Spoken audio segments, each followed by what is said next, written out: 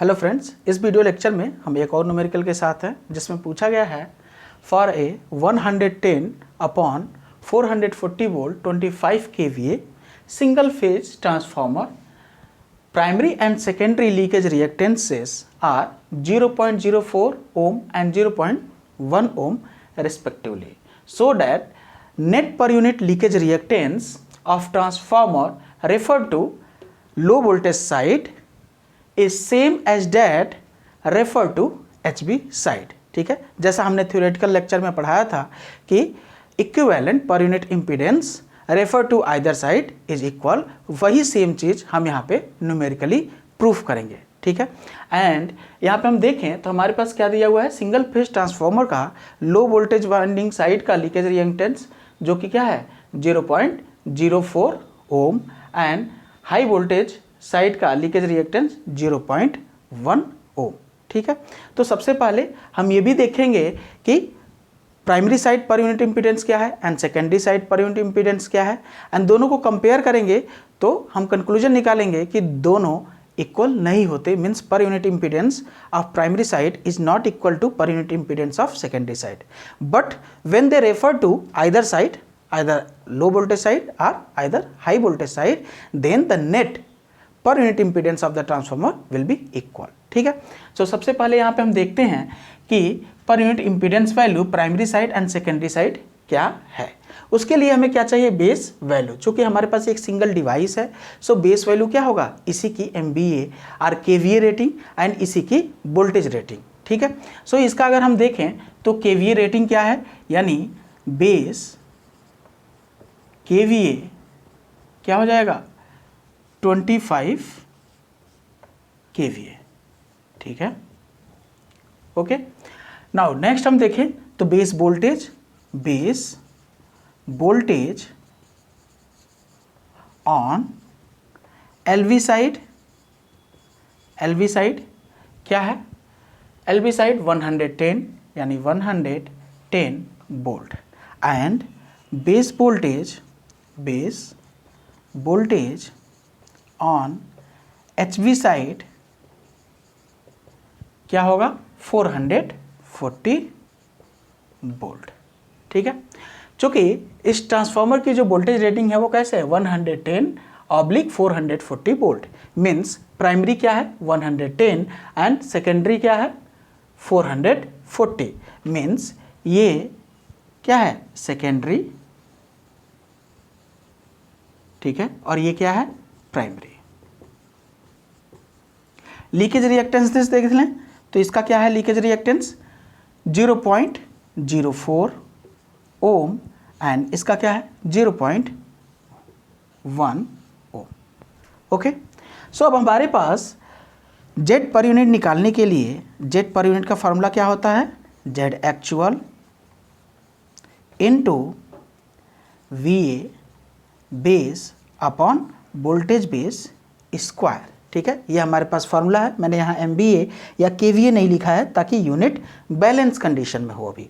ठीक है, so Z actual यानी अगर हमें प्राइमरी साइड का पर यूनिट इम्पीडेंस निकालना है तो क्या हो जाएगा, Z P per unit will be equal to, Z actual क्या है प्राइमरी साइड का 0.04, सो 0.04 इंटू VA बेस कितना है 25 इंटू 10⁻3, सो 25 इंटू 10⁻3।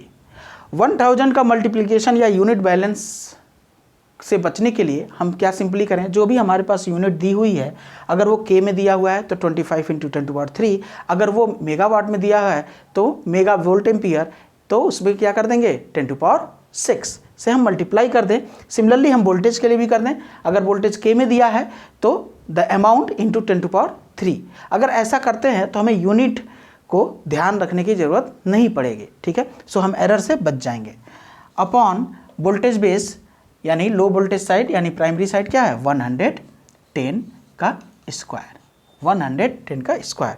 सो जब हम इसे सॉल्व करेंगे तो हमें मिलेगा 0.0826। ठीक है, सो ये क्या हो गई प्राइमरी साइड की पर यूनिट वैल्यू।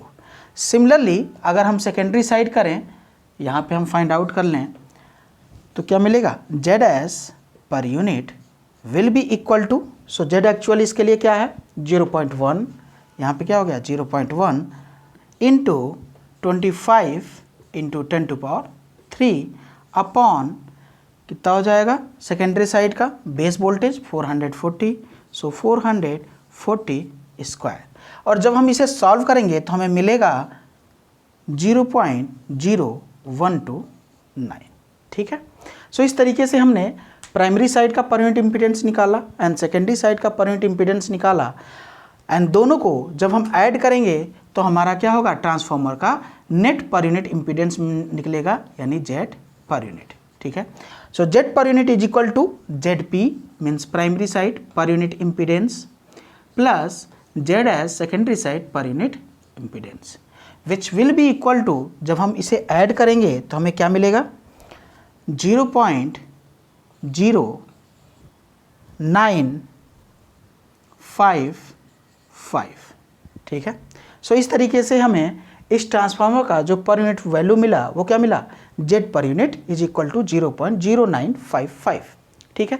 अब हमने क्वेश्चन का वो पार्ट किया है जो अभी क्वेश्चन में पूछा नहीं है। हमने क्या देखा कि primary side per unit impedance plus secondary side per impedance is equal to the net per unit impedance of the transformer, and we also conclude that the per unit impedance on primary side is not equal to the per unit impedance on secondary side, ठीक है।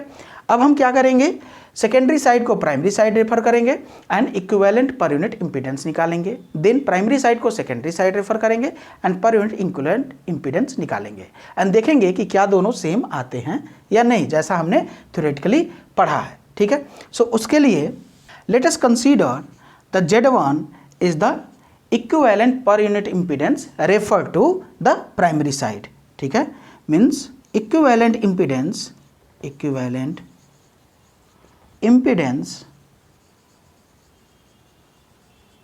referred to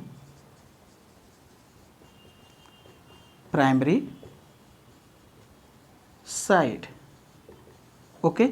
so Z1 क्या हो जाएगा, Z1 will be equal to, primary side क्या है 0.04, सो यहाँ पे क्या मिलेगा 0.04, ओके, प्लस 0.1 क्या है secondary side, and secondary side को क्या करेंगे प्राइमरी साइड ट्रांसफर करेंगे, यानी 0.1, एंड जब भी हम सेकेंडरी साइड को प्राइमरी साइड ट्रांसफर करेंगे तो हम ट्रांसफॉर्मेशन रेशियो से क्या करेंगे, यहाँ पे मल्टीप्लाई करेंगे, ठीक है।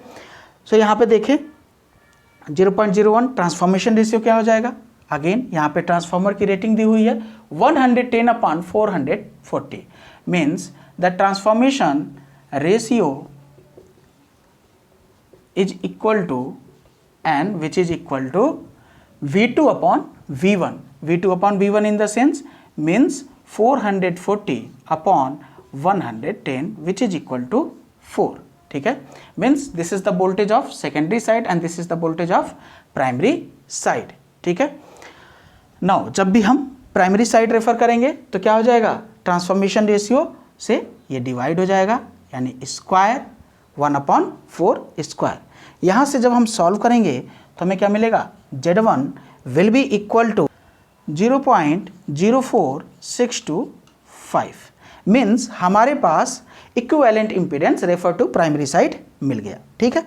नाउ हम इसे पर यूनिट में कन्वर्ट करेंगे तो क्या मिलेगा, Z1 per unit will be equal to the net actual impedance refer to primary side 625 into MVA base क्या है, यानी KV base, so 25 into 10⁻³ upon the voltage on primary side क्या है 110, सो 110 स्क्वायर, ठीक है। सो यहाँ से हमें क्या मिलेगा, विच इज इक्वल टू, जब हम इसे सॉल्व करेंगे तो हमें मिलेगा 0.0955, ठीक है। सो इस तरीके से हमें Z1 पर यूनिट ये मिल गया। Now next is the equivalent impedance refer to secondary side, so let us consider the Z2, let Z2 is the equivalent impedance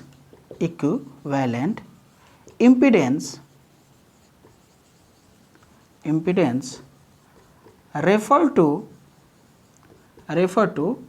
secondary, ठीक है। सो क्या मिलेगा हमें, Z2 will be equal to, Z2 side का क्या है impedance, means high voltage side 0.1, so 0.1 and primary side को हम सेकेंडरी साइड ले जाएंगे तो क्या हो जाएगा plus 0.04 into the transformation ratio का स्क्वायर, यानी ट्रांसफॉर्मेशन रेशियो क्या है 4 स्क्वायर। सो यहाँ से हमें मिलेगा 0.74, आप जब इसे कैलकुलेट करेंगे, ठीक है। नाउ हमें क्या मिल गया, equivalent impedance refer to the secondary side. So हमें क्या करना है, हमें इसका निकालना है पर यूनिट वैल्यू, यानी Z2 पर यूनिट वैल्यू क्या हो जाएगी, equivalent impedance refer to secondary side into MVA, यानी 25 into 10⁻³ upon 440 square, because secondary side का वोल्टेज क्या है, बेस वोल्टेज 440, और जब हम इसे सॉल्व करेंगे तो हमें क्या मिलेगा 0.0955, ठीक है।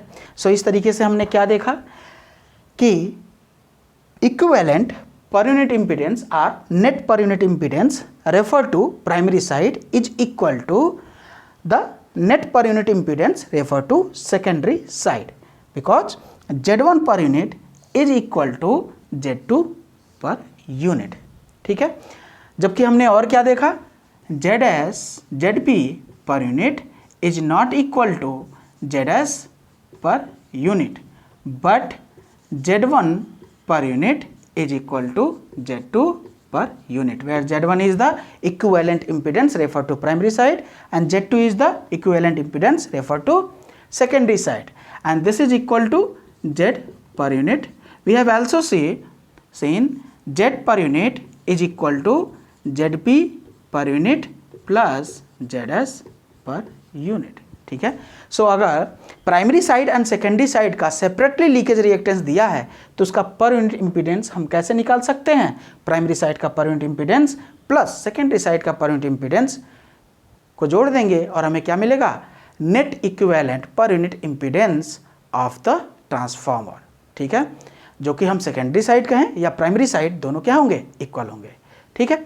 सो आई होप कि ये कॉन्सेप्ट आपको बहुत ही क्लियर समझ में आया होगा, ठीक है। सो मिलते हैं नेक्स्ट वीडियो लेक्चर में with some other numerical. So thank you everyone, stay with us.